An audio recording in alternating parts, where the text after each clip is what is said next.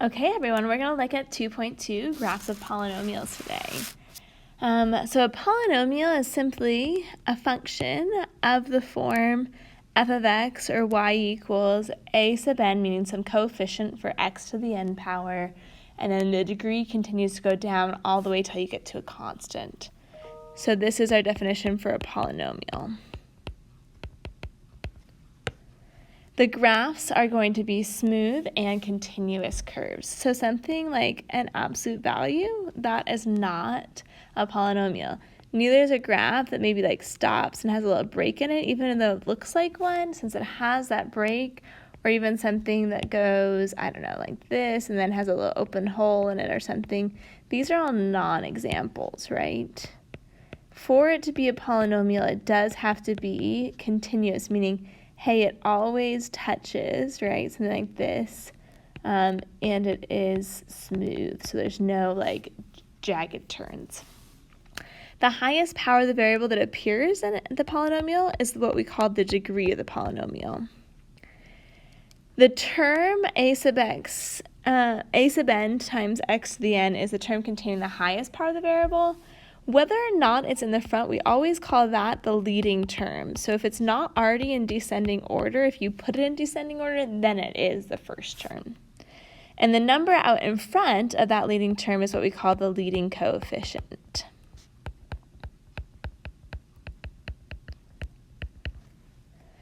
Then the term a sub 0 that contains no variable is what we call the constant. Okay, so as we look at the end behavior, so as we look at the general idea of a graph, we are going to have even and odd degrees, and then the number out front can either be positive or negative. So that's like your a sub n. So if we have something that's even and it's positive, think about something like x squared. Well, that is an even degree, and if it's positive, that's just x squared. So what does it look like on the ends? Both of the ends go up. Okay, if it is even, so x squared, there's a negative out front, so like negative x squared, both of the ends will go down.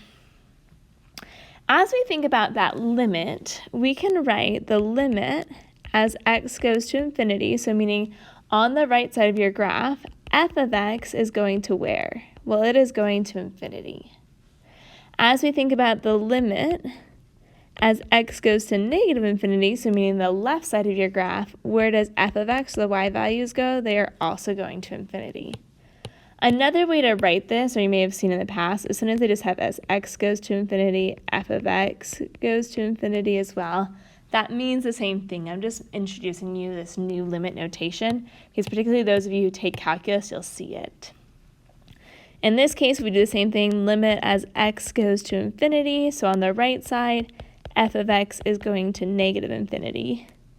And the limit as x goes to negative infinity, f of x is also going to negative infinity. Those y values are going down.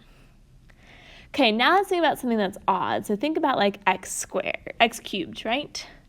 If x cubed is positive, so positive x cubed, it starts low, kind of does something in the middle, and then it ends high, right? If it is negative, it starts high, and then ends low. And we know for the graphs that we're talking about, like, hey, it just kind of looks like that in the middle. I did not end up connecting it because depending on if it's like the fifth power, the third power, etc., it'll look a little different in the middle. Okay, so let's go ahead and do our limit notation. The limit as x goes to infinity. So the right side of our graph, our y values are going to infinity. The limit as x goes to negative infinity. Our y values on the left side of the graph are also going to negative infinity. Okay, for an odd that has a negative coefficient, odd degree but negative coefficient as x goes to infinity, our y values on the right side are now going to negative infinity. And as x goes to negative infinity, our y values are now going to positive infinity. So we've got the general idea about the end behavior of our graph. So let's go through. I've got two examples over here on the right. So identify the following. What is the leading coefficient? Since these degrees are, the terms are already in descending order, right, by the power, this first term of 4x squared is our leading term. So the leading coefficient is 4. The degree is the power of that term, which is 7, which means, hey, if it is positive, right, and it's an odd, it's going to start low, it's going to do something here in the middle, right, and we're going to end high. So in general, we could say the graph looks something like this, right? Okay, which means our end behavior, as x goes to infinity, so the right side, our y values should also go to infinity. And as x goes to negative infinity, f of x goes to negative infinity. Limit is a fancy way to say, like, hey, what's happening to the graph, right, as you get closer and closer to that point. Okay, example 2. Does the graph below, which we have here in red, have an even or odd degree? The fact that one's going up and the other's going down, we know that that's going to be an odd degree. Notice for your evens, it always goes the same direction. The least degree possible, we now have to look at like how many times it's turning around. So notice here it's turning 1, 2, 3, 4 times. Therefore, Devin Moody, could you call the main office at 66402? You can excuse that announcement.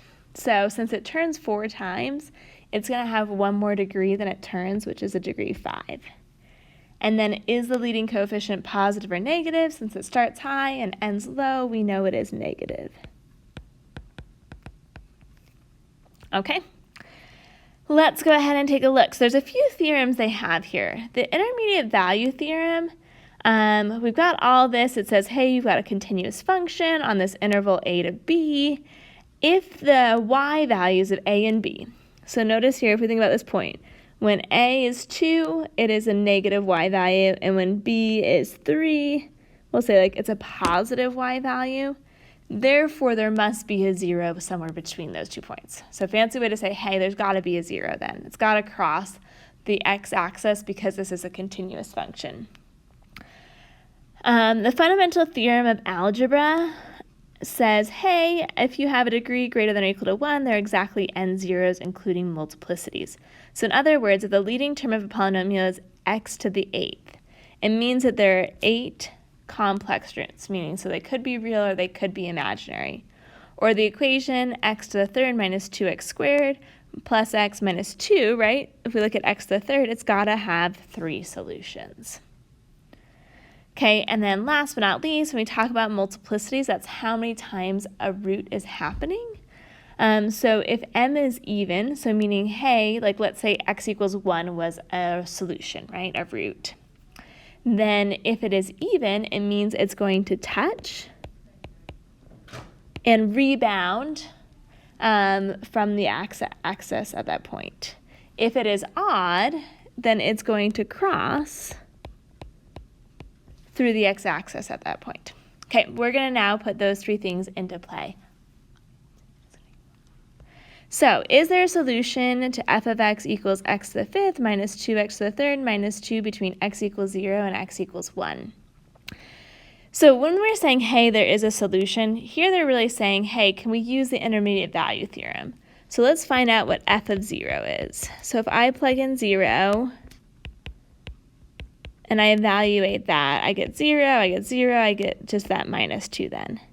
If I plug in 2, I'm going to get 2 to the 5th minus 2x 2 to the 3rd minus 2. At that stage, you may want a calculator, or maybe you're good with your mental math. 2 to the 5th is 32, I believe. It is. Minus 2 times 2 to the 3rd. We end up getting 16 there. So then minus 16 is 16, then we subtract another 2, we get 14. The fact that this one is negative, right, and this one is positive, if you think about plotting those points, right, like 0, negative 2, or I could just do it more generally. So this is negative 2, and then at 2, I'm all the way up here, like 14. We know, hey, if these 2 points are connected, there has to be some 0 there between. So is there a solution? Yes, technically because of the intermediate value theorem.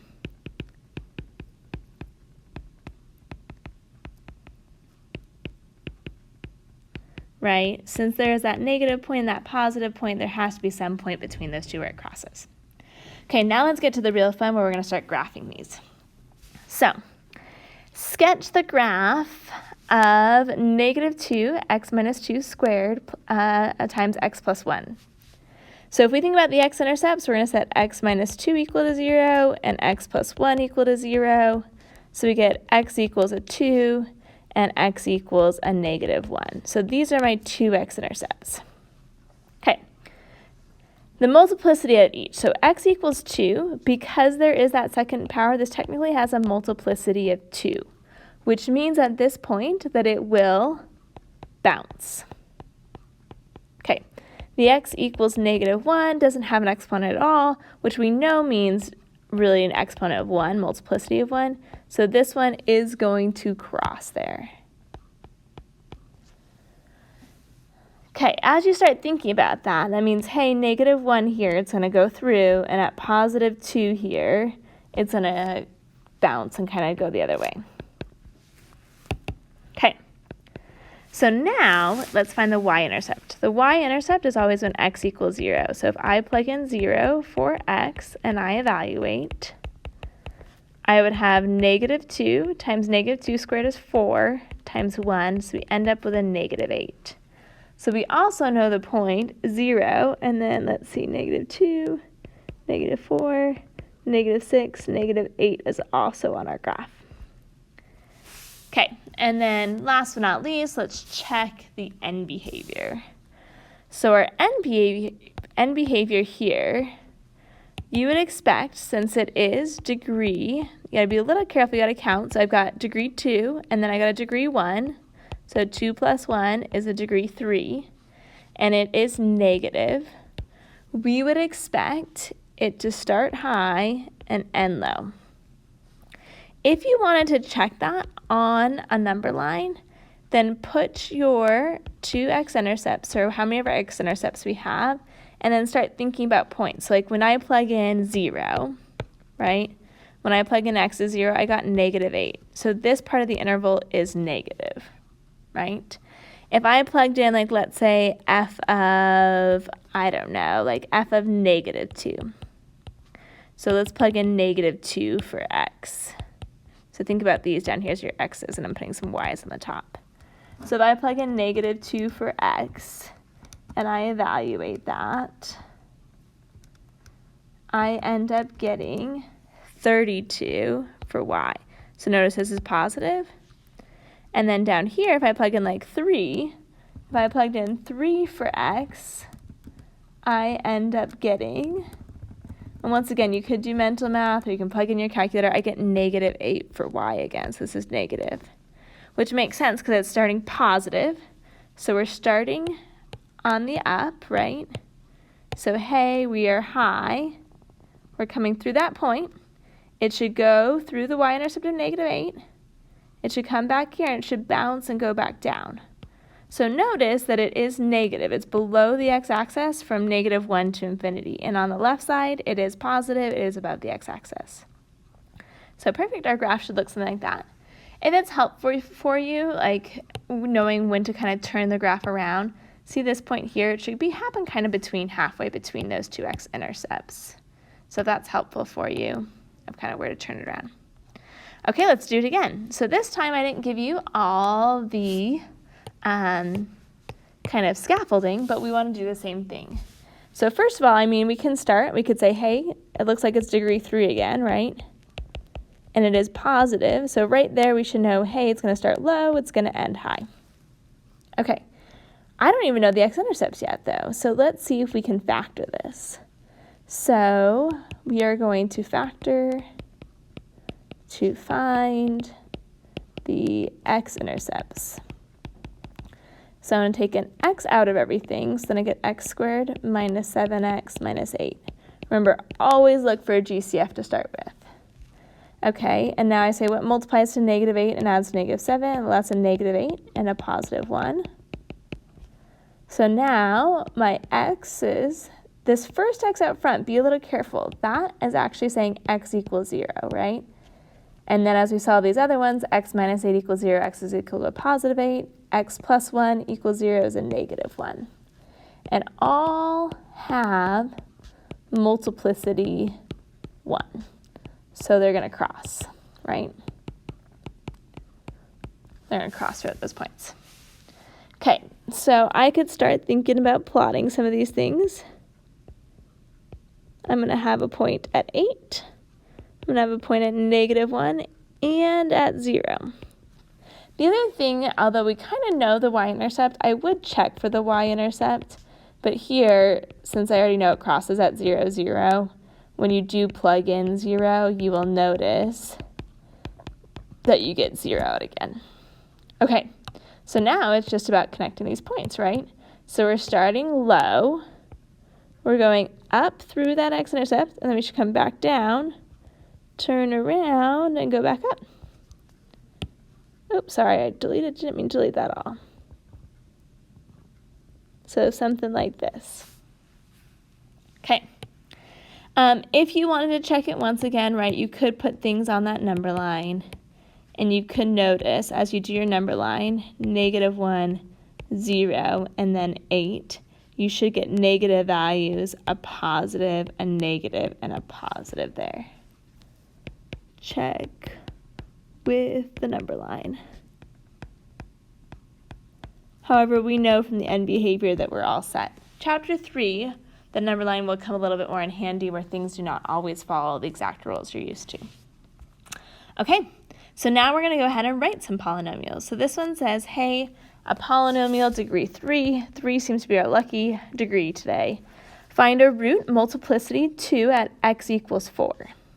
And a root multiplicity 1 at x equals -3. And it's got a y-intercept of -12. Find the formula for g of x. Okay, so g of x equals, technically this x equals 4, right? That would be the factor x minus 4, and since it's got a multiplicity 2, we've got a squared. X minus equals -3 would be an x plus 3, and since multiplicity 1 you could put to the first power, but there's no reason that we need to rewrite that. And in this case, there is some number out front that we don't know what it is. So we need to find a. And the other thing that we know, we could say that results in a y-intercept of -12. So we need to go through and solve for a. So we know that our y value, which we could replace with g of x, is -12. And here, when we got a y-intercept, our x is always 0. So if I go through and replace my equation with the 0 and the -12, I end up with -12 equals a. -4 squared is 16.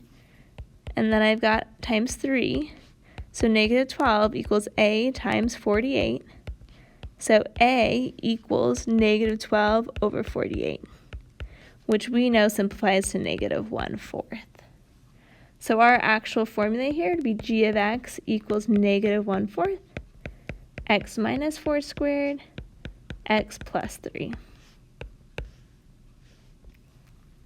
Okay, we're going to do it one last time. Oh, we got 2 last times that we're going to go through and do this. We got 2 different graphs down here.